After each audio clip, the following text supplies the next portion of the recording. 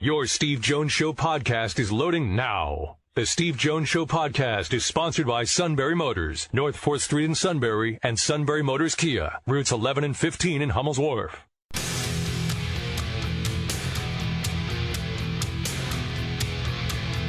This is the Steve Jones Show on News Radio 1070 WKOK. Now, from the Sunbury Motors studio, here's Steve Jones. Sunbury Motors, 4th Street in Sunbury. Sunbury Motors Kia, routes 11 and 15, Hummel's Wharf. Online at sunburymotors.com. Ford, Kia, Hyundai, best in new inventory, great warranties. Get the year started with a new vehicle. Well, you may need pre-owned inventory. Okay. You need it. You need it. That's the way it's got to be. Well, go to the place that has the Sunbury Motors guarantee. They go over every inch of every vehicle. And a service department to back it up. Routine, difficult. They handle it all at Sunbury Motors, 4th Street in Sunbury. Sunbury Motors Kia, routes 11 and 15 in Hummel's Wharf, and online at sunburymotors.com. Do we have Neal? Just checking with you. We do, sir. Great.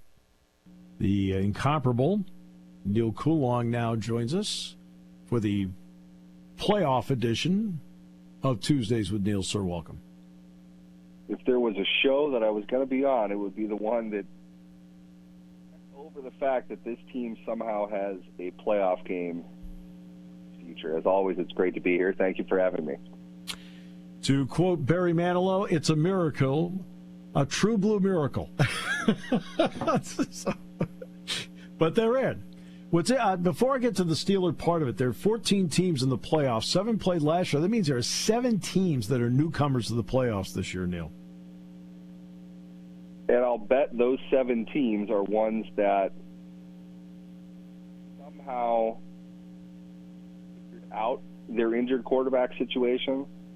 Yep. Or otherwise have won or coasted into the playoffs on fumes like the Eagles. Yeah. And that's about where it is. All right, so the Steelers. Mason Rudolph has not turned the ball over. So let's just go with him for a moment. What is different about his approach to the game and how they're calling the game when he's out there that maybe we didn't see from Mason Rudolph before? I think the calling the game part probably falls a little bit lower on what we should be looking at. Overall, if you break him down throw to throw in comparison to where he was before, he is remarkably calm now compared to what he was. I don't know. I can't speak to any reason why that would be. He looks now like the veteran quarterback, whereas before he looked kind of like a perpetual rookie in most of the starts. He was too anxious. His feet were a mess. His body wasn't fluid. He wasn't going, hips to shoulders to hand. He didn't deliver stuff. He wanted it to be aggressive, but his timing was usually off.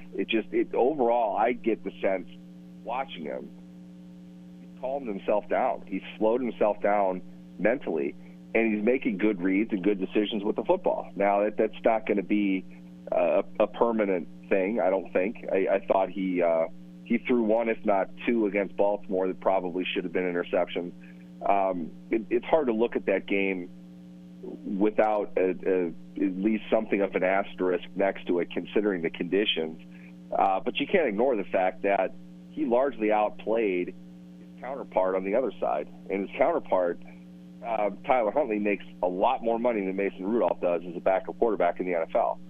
So, comparatively speaking, he's been the best quarterback on the field for 3 straight games. Can you tell me the last time the Steelers had the best quarterback on the field in 3 straight games? It's been a long time. Well, it's called Ben Roethlisberger. That's the last time, and it's probably not, and it's not his last season. Last season, no, not 3 in a row. Right. Overall, it looks to me, and I hate to keep using this, but he's Cinderella Man. He's not the same guy that he was, and how that changed, I don't know. He looks much more calm. He looks much more comfortable. And he's playing for much higher stakes, really, he has at another point in his career, being that he's entering free agency. So this is the end of his last season, potentially. He has to earn a paycheck for next year. Added zeros to that paycheck as he's gone about it. Yet it seems like he operates with a much stronger sense of control than what he used to. And that doesn't mean he's not being aggressive. He's to be honest, I think a couple of those plays don't go the way that they went. Maybe it's not quite the same story that we're talking about, but throw to throw, his demeanor is much more comfortable. His feet are calm. He's making decisive reads of he's making good throws on time. He's not flustered. He's not confused. He's just kind of going out and throwing the ball the way that it needs to be thrown, where it needs to be thrown. And on top of that, he's making some big-time clutch throws in what Mike Tomlin would refer to the weighty downs throughout the entire game. And it's impossible to dispute the results, but you see the process at work, and it looks far better than it did. In other words, I don't think it's too dramatic to say Mitch Trubisky has never signed on this team if Rudolph played like this when Roethlisberger was last hurt. I think they would just simply go with Rudolph, and you wouldn't have to worry about the situation that you're in right now. If it's and buts or candy and nuts, we all have a Merry Christmas. But for where Rudolph is now, it's remarkable how different he is. And the sense that I get is just that he's playing the game in a much calmer sense of mind than what he did previously. What has the running game meant to giving him a calmer sense? Well, I would say this. I don't believe a team's ability to simply run the ball automatically weakens a team in terms of their pass defense. There is a connected spirit between the two, but if anything, both positively and negatively, I would say the run game working as well as it's working has afforded Rudolph fewer opportunities to throw. Therefore, his numbers stand out as being pretty excellent. What was 18 to 22 in a monsoon in Baltimore? He completed the throws he had to make, but they didn't throw all that much. You could look at that both ways.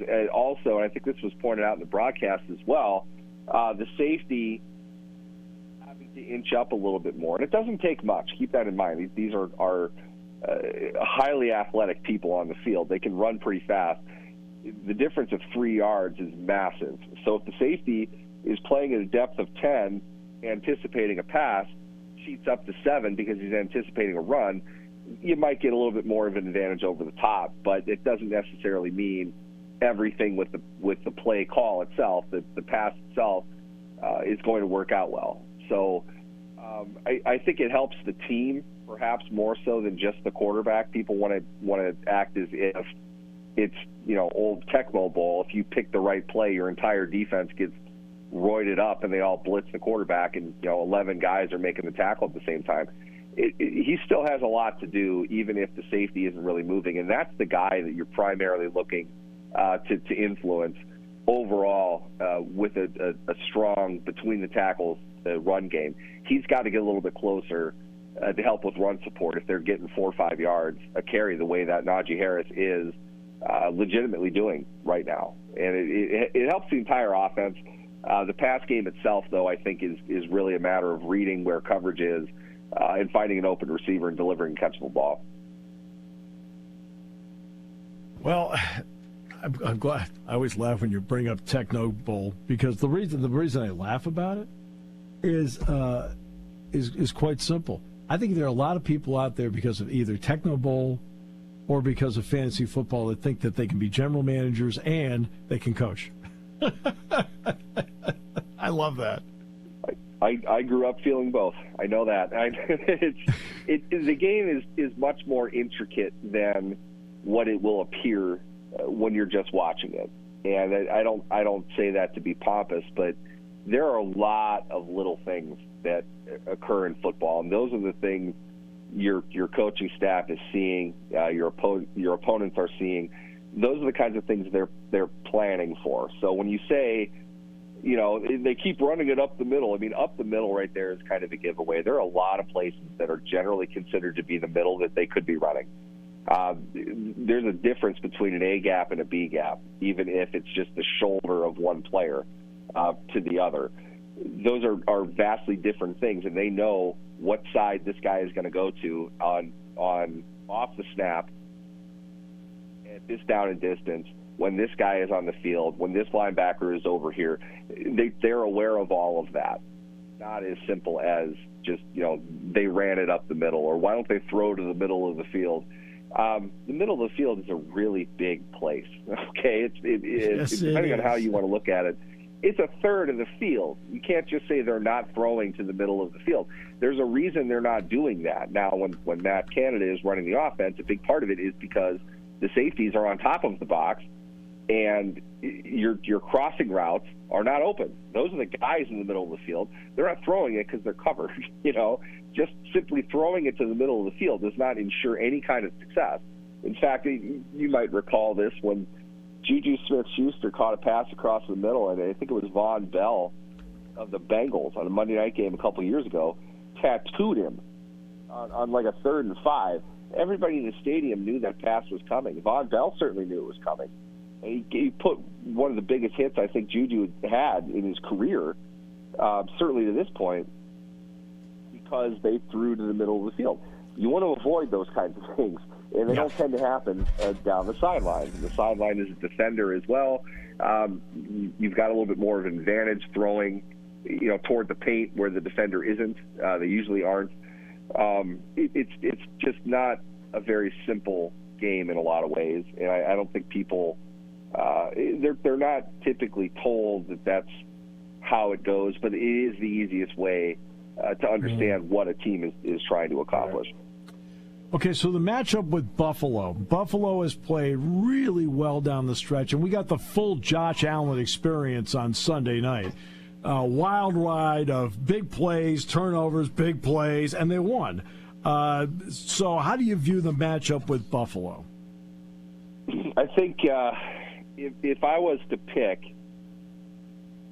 who for the Steelers they could play and have the best chance to win, and how crazy this sounds, this I think typifies the year, I probably would have picked Kansas City. Yes, I know I wouldn't have picked Buffalo. I agree with both. I say that. Now, maybe you can explain it to me. I don't understand how Sean McDermott's highly controversial, I don't know if you want to call it a motivational speech, a teaching lesson, the objects that he used to motivate his team in regards to the plane hijackers on 9/11, for that to have gone public and for the backlash to be such that he had to apologize for it a week. Yeah. That led the Bills to have a 5-game winning streak. It's beyond me, because I was honestly wondering, if he doesn't win this next game, they're playing Kansas City that week. If he doesn't beat Kansas City, I don't think they're going to the postseason. If he doesn't go to the postseason after all this, he's going to get fired. He's done. It turned out that he might have put up next to Mike Tomlin the best coaching performance over the last 3 weeks of the season. Yeah. And good on the Bills for responding to the adversity that they had. But they're the 2 seed. You realize that? I know. That just blows me away. Like, wow, this team was like 6-5 at one point. I mean, Joe's done a good job calling the game. And Joe Brady. Joe used to be here at Penn State for 2 years, so I know him. But I mean, he's done a good job, and he seems to understand what Josh Allen can and can't do. He's done a good job of trying to get Allen back in the pocket. And I don't mean that literally. Metaphorically speaking, Allen kind of goes into hyper mode in certain situations. Right? And that was the label on him coming into the league. I think you saw a lot of that his rookie year. Brian Daboll did a great job just kind of keeping him within himself and setting him up more so the plays can do the talking as opposed to Allen's physical ability, if that makes sense. He catered a game plan around the throws that he could make instead of just relying on him to play hero ball and on his own try to find 15 guys 15 to 18 down the field. Stephon Diggs was critically important to that as well because he can get open at those distances by a pretty good margin. You work on the timing between those two, and you have some of the best quarterback to wide receiver seasons in Bills history, and there's some Hall of Famers in there. So Dable did a great job of that. I don't think Dorsey was as successful with it. But Brady, it seems to me, and I just watched Buffalo this morning, it seems to me they've gotten him more back into trying to play the game the way it's called as opposed to making a play spontaneous when it doesn't need to be made spontaneously, if that makes any sense. They're a dangerous team. They're playing much better football than they were. It doesn't look the way that you kind of think that, the dominant Bills, that, all the highlights that they create. But they're doing a better job offensively. But more than anything, their defense has gotten fixed. And that's the part that should worry the Steelers because the Steelers, their ground game is such that they're able to control what they want to do, set up what they want in situations, and continue to play ahead of the chain throughout entire drives. That's why they're scoring as much as they are. That's why they're much more effective in the red zone. Buffalo, I don't think, is going to lay down and let them run for 180 yards the way that they have. And if Pittsburgh can't do that, you're asking a lot out of that offense. And defensively, look, you lose T.J. Watt, you're not a good team. It's just that simple.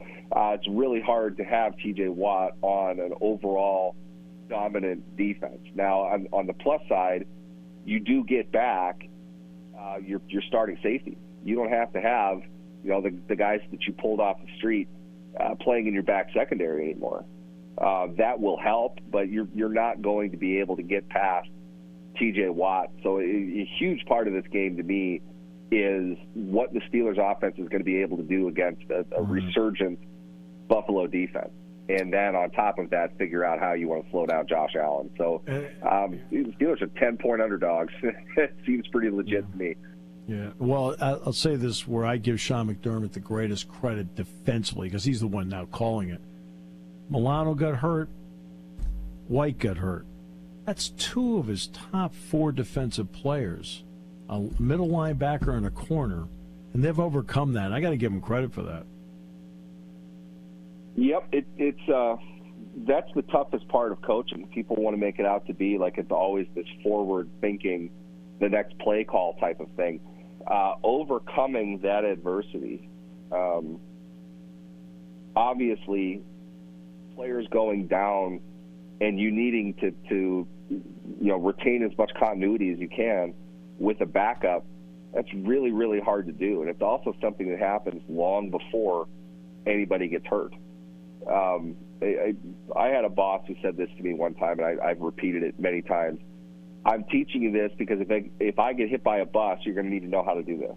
Right. And I think NFL coaches have to operate that way, even if they don't have the time to explicitly tell everybody. But there's going to come a point, Marcus Golden, that T.J. Watt's going to be out for a game. You may as well prepare for that. Where are you going to be? Because let's be honest, you're not T.J. Watt. But this defense needs T.J. Watt. So what can you do to create that kind of impact on a team? That's Tomlin's challenge. McDermott, similar to Tomlin, has had to do that largely this season and probably last year as well. And they've been so they fluctuate so much defensively. You see them dominate some games. You see other games. It just doesn't look like they know what they're doing. It seems like he's found a good formula, and maybe that is because of the backups. Sometimes it's get the other guy out of here because he only does these certain things. Even if he does them really well, this guy is a lot better overall. I think you have some of that with Buffalo. They're playing much better team football than they were, and that's going to be a real challenge for the Steelers up the middle with the strength of their defensive line. they're going to have to dictate the line of scrimmage. And I don't think they can do that against a front as good as Buffalo's. I want to ask this last one. The Dolphins-Chiefs game is going to be on Peacock exclusively. What's your thought on the NFL taking the playoffs, and especially putting that kind of matchup on streaming when maybe all of America is not ready to do that? I don't think the playoffs is a good time to do it. And I think that's as mild a statement as you're going to get from anybody. I saw it, and honestly, I cringed. I was like, oh, no, don't do that. You can't restrict the playoffs from your fan base. You get 13, regardless of the time that they're being played, you get 13 primetime games with the playoffs. And a huge part of your fan base wants to live and die with every moment that happens. Restricting that for the sake of selling a digital platform, which you've already experimented with, you've tried, you could do with random games at different times. To put that into the playoffs, to me, is hubris. You don't have a reason to do that, and I'm sure they're justifying it by saying, well, that's where the audience is. Well, they're not going to be, and you're going to have to deal with the fallout, not just from the people who are really going to be angry about it, but fans that now feel disconnected from the league and the team because they couldn't watch it or they weren't going to. People, if you want to do pay-per-view, do it, but I'd strongly recommend that you look at the NHL back in the 80s and 90s. They tried that. Nobody watched the games. If they're not buying tickets to the stadium, to the arena, they're not going to pay to watch it at home either. And they didn't. It didn't work. And I think we are going to see similar results to that. And it's while I'm a fan of trying new things, being innovative, especially in the technology space. Sure. This is one I feel like you probably know the outcome going into it. I don't think you're going to learn anything that you couldn't have logically reasoned. Maybe even just with some marketing data to figure out how people would react to it. Right, exactly. To me, I have nothing against electric cars, but they have a lot of limitations to them. That's like forcing somebody who wants a gas-powered vehicle, which 93% of the consumers are, based on the numbers, 93%, and telling them they have to drive electric cars now. But no, hold on a second. You're trying to force something you don't need to force yet. That's me. The reality of the world comes down to salesmanship, in my opinion. Yep. My dad was a salesman. He taught me that. It's always about sales. If you have an idea, regardless of how necessary it is, if you can't sell it, people aren't going to buy it because what's necessary to you in your mind is not going to be necessary to them unless you convince them of it. The electric car bit, I think, is a good analogy. It's not ready yet to say that, so don't try to say it. My friend, always, and I mean always, a pleasure. Appreciate you so much. Absolutely. Thanks for having me. Neal Coolong on the show today. Today's show brought to you by our good friends at Sunbury Motors. They sell a lot of gas-powered vehicles. Sunbury Motors, 4th Street in Sunbury. Sunbury Motors Kia, routes 11 and 15, Hummels Wharf, and online at sunburymotors.com. On News Radio 1070 WKOK.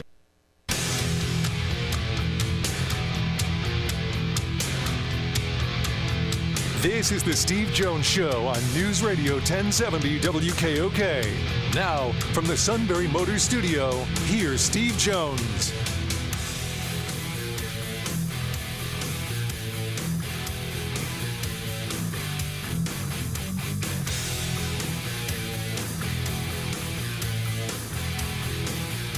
And today's show brought to you by Sunbury Motors, 4th Street in Sunbury.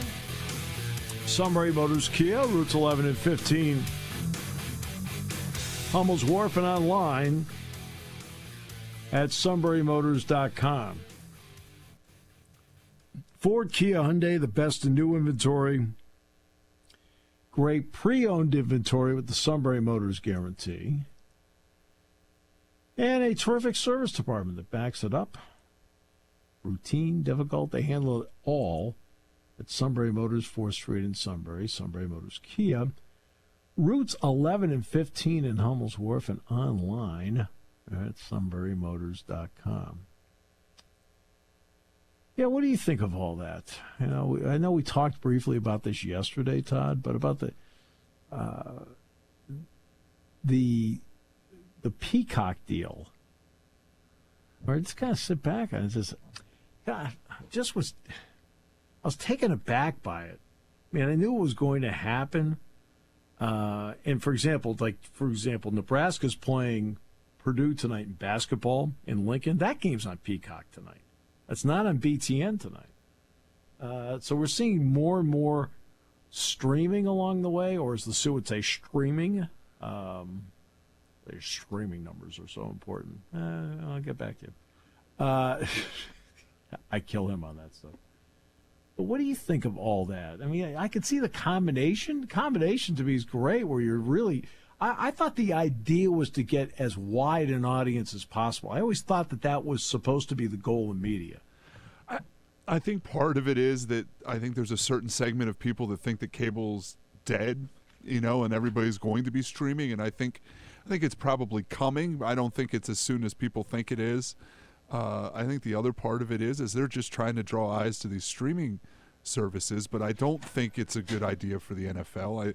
I think we touched on it a little bit yesterday. We're in a rural area here in the middle of Pennsylvania. Not everybody has, the wireless, the wireless capabilities or the fast internet to stream something that fast or that well, and you end up like you complained about with Amazon last year with just it just buffering for 10 minutes and you miss plays and things like that. And I kind of agree with what Neal said too. You want to have your most eyes possible on your biggest games, and when you're forcing people to go somewhere else to get your games, some people just aren't going to do it. No, look, to me, there's a goal in media. Why do we have Nielsen ratings?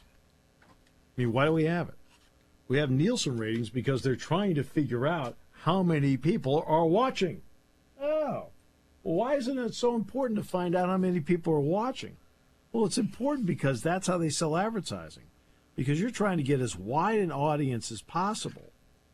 Well, you've got the Dolphins and the Chiefs on. Dolphins and Chiefs, so it's actually one of the better matchups of the weekend on paper.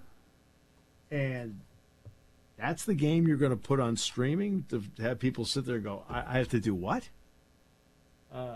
Look, is streaming going to be an important part going forward? Yeah, but not for everybody. And let's give everybody a little clue here, okay? 74 million cable homes out there carry ESPN, Big Ten Network's right there with them, and the Fox Sports 1. They're all in the 70 to 75 million home range. That's not a few, okay? They act as if there's only the people that are doing this, that are running media. Oh, people are cutting the cord, they're cutting the cord. Yes, people have cut the cord. You're too expensive. That's why they've cut the cord. They cut the cord. But while people have cut the cord, 70 to 75 million have not cut the cord in their house. I mean, that's households that still have cable. Okay, in other words, they haven't cut the cord to the point where there are 3 million homes left. And that's it. There's still 75 million that are picking up these services. 75 million. Now you're telling them that after paying their cable bill, they now have to pay extra for this? Really?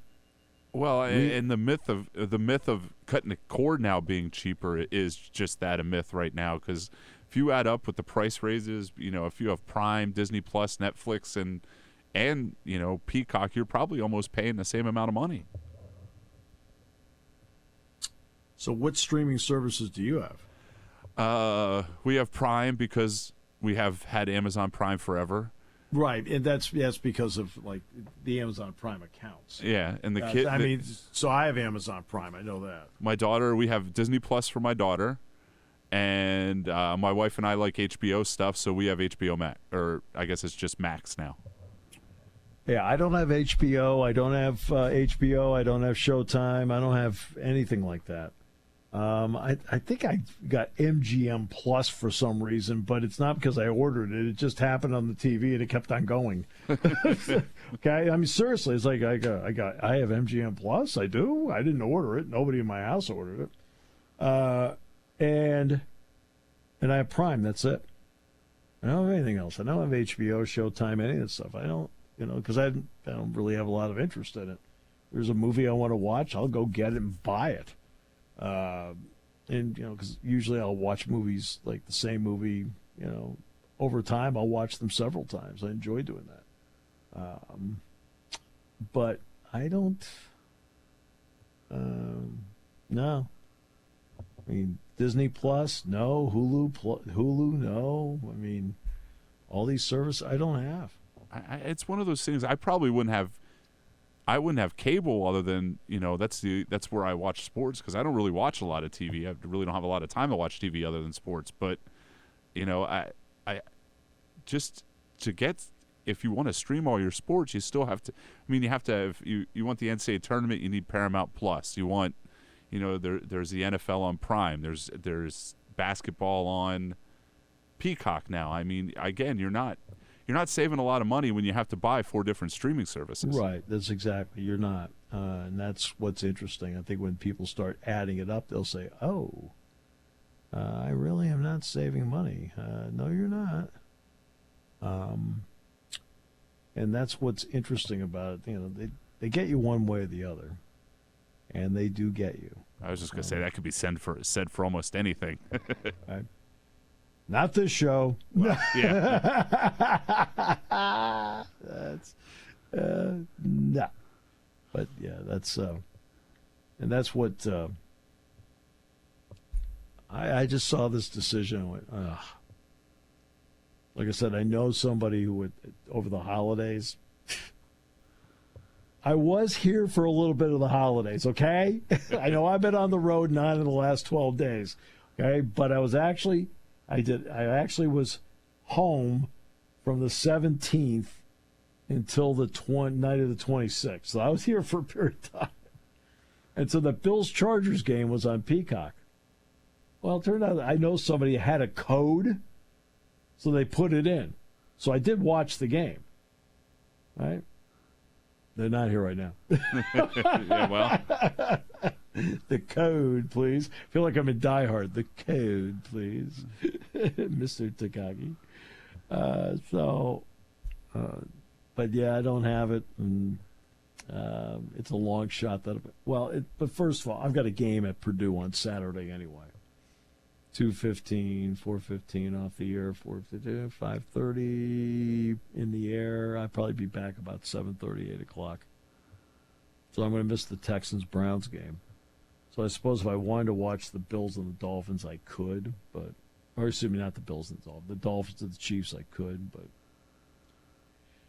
But I thought the idea was to get your product out to the widest audience and not try to force square pegs into round holes. I'll be honest. The person in my household that's going to be most mad about that is my daughter, because the only football player she knows is Travis Kelce, and I think you guys know why. Okay. Yeah. Because he's friends with Mahomes? Yeah, that's what it is. It's the insurance commercials. Auto Mahomes. Yes. Actually, it's pretty funny. Yeah, because of the Taylor Swift thing, I am sure. I don't know. I mean, if it's to force you to... Because when I was watching the game on Peacock, they, of course, did promos for other shows on Peacock, just like when you're watching Amazon Prime on Thursday night, right? They're, hey, don't forget Jack Reacher, new season coming up, right? All right, things like that. But there was nothing that they showed me that I wanted to watch, right? On Prime, the only thing on Prime I watched one movie on Prime, and that was the movie about how Michael Jordan got associated with Nike Air. Oh yeah, that was pretty good. I thought that was excellent. I thought that was well done. I thought that was well done. Now, there are a couple of people in that movie I know. I have to admit that, was it Matt Damon playing Sonny Vaccaro? What a compliment to Sonny. Yeah, well, and I know Sonny. I've seen many pictures of Sonny. He does not look like Matt Damon. No. And then I've met Phil Knight a few times, right? Ben Affleck is Phil Knight. Way to go, Phil. It's like, hey, good job. All right. I mean, if I were portrayed in a movie, they'd probably pick Danny DeVito, and I'd psych it. So, all right, we'll take a break. We'll come back with, although maybe I can get a free sub out of it. We'll come back with more in a moment here on News Radio 1070 WKOK. Coming up on Friday night, he's also charging for it, which I know is illegal, but he wanted us to get the word out. No? Not true? Oh, a Peacock party might be a little weird. I know it sounds strange, but it's to watch the game. Okay. Right? Now, I'll freely admit he stole cable from the neighbor, but that's a different story. Oh, man. Well, we got the Eagles on Monday night. That's on ESPN. They play the Bucks. Look, the Eagles should be the favorite going in. The Bucks do have a decent defense. Baker Mayfield, you don't know which Baker Mayfield you're going to get, but the Eagles' defense isn't playing well. I believe Matt referred to it as bad Swiss cheese. He said that would be an insult to Swiss cheese to call the Eagles' defense Swiss cheese. I believe that's what he said, right? Sounds about right. Yeah.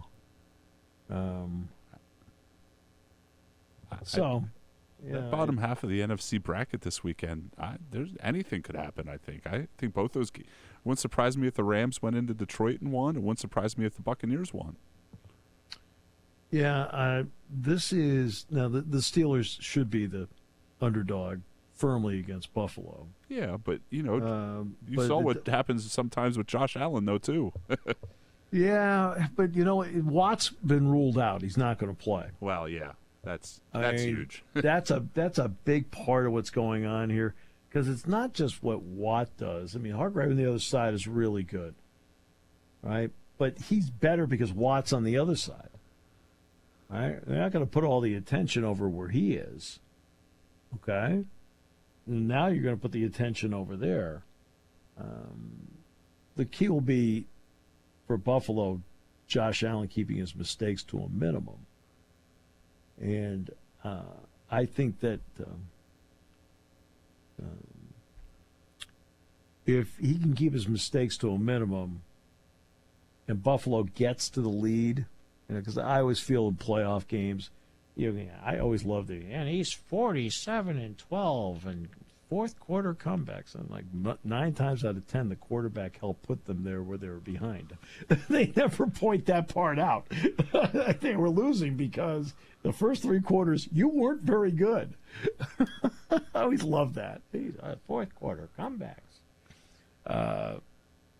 But usually in the playoffs, you get to the lead, man, that's where you want to be. You do not want to be the team with that fourth quarter comeback mentality. That's hard to do. I'd rather get the lead and play with the lead. Right? It's like in horse racing. Okay? I want my horse to be the lead horse. Right? Yeah. That way, when my horse starts to tire a little bit, guess what? Yours are getting tired too. You're not going to catch them. And that's. Every once in a while, you'll see a horse caught from behind. Well, that's because that horse is exhausted. The horse that got him isn't fresher. He's just less exhausted. Because they're all tired after running that distance. Think about it. How would you be after running that distance? I haven't run that distance in 25 years. So. You'd be exhausted. You'd be exhausted. So, So we'll see. It's a fun time of the year. Love the NFL playoffs. Enjoy it. I realize that each of the next 2 Saturdays I've got a game on the road. But, I'll still be I think it's a triple header on Sunday. I'll be locked in on Sunday. I'll have my feet up, doing whatever. Just, hey, all right, let's watch football for how many hours? I'm going to do that because, Saturday I won't be able to see much. And then I'll watch the Eagles-Bucks game on Monday night because Penn State doesn't play again until Tuesday night with Wisconsin here. And it looks like it might snow here on Tuesday anyway. Oh, you see that? I did not. Oh, yeah. Yeah, it's I hope we're not paying for like our last 3 winners all in one winter. Jesus, sure does feel that way. Yeah.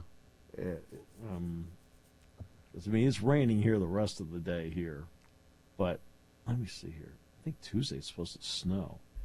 I think we're supposed to have more rain on Saturday too. At least we are here.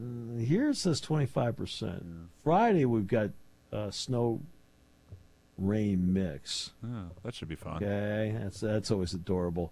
But Tuesday they're talking about here right now. Let's see, Tuesday cold with snow, high 18. Oh. Oh. Okay, wind chill 7. Well, at least Wisconsin will feel like they're in Madison.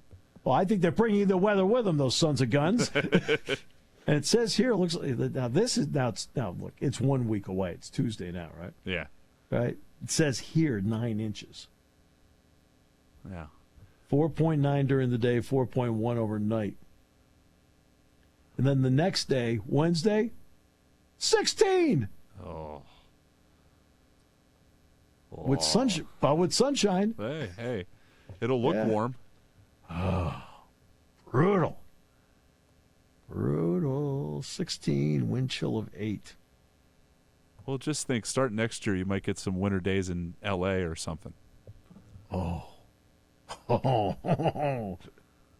might sit there. Maybe we can go Wednesday and Sunday. Stay the whole week. My luck, they'll have an earthquake. Yeah. I actually was out there for a basketball tournament at Berkeley once, and they got like a 4.1 earthquake. I'm like, what the heck? And in the hotel, there's a crack that formed in the floor. I'm like, okay. And nobody else was worried, were they? Oh, no, not really. It was really like, oh, it feels like an earthquake. Oh, all right. Nobody really thought twice about it. You knew what happened, but you sit there and go, oh, it wasn't like everything was rocking and rolling. It's like, yeah, next week's highs, get this, Todd, 24, 23, 18, 16, 26, 23, 25. What is going on here, man? And you have to remember, at least it is winter, but... oh, no, I know. I know it's winter. I got but that. But it hasn't been for a long time around here. Yeah, I know. Suddenly, out of nowhere, they wanted to remind us it's January. Yes. I think Hallmark's going to put Christmas movies back on. Oh, I hope not. All right. Thanks to Neal. Thanks to Matt. Today's show brought to you by our great friends at Sunbury Motors, 4th Street in Sunbury. Sunbury Motors Kia, routes 11 and 15, Hummels Wharf, online, sunburymotors.com. Here on News Radio 1070 WKOK.